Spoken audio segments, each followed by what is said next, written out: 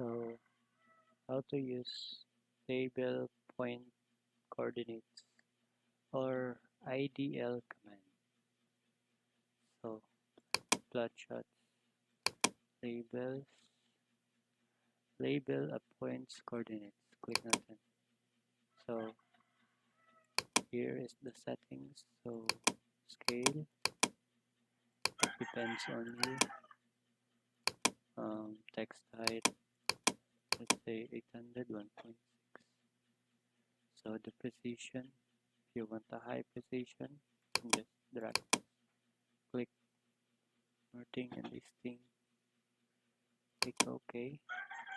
It says here, pick the point to label. So let's say ito na point, yung intersection. So click natin dito. Ito yung ating listing.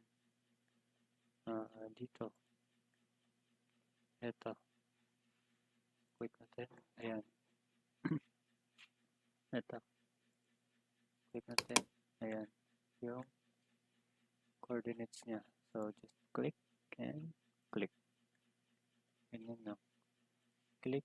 Tapos click. Ito. Click. Tapos click. So dito sa top. So click lang natin. Then click. Ganun lang siya. So let's say dito.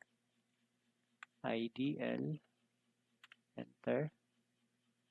So click natin dito. Click natin dyan.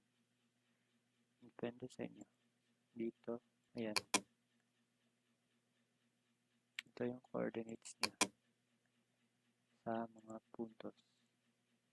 Let's say gusto mo liitan yung text. Plotting scale 1:500. Ayan, click natin to. Ayan, maliit na siya. Pwede dyan. Ayan. Ganun lang.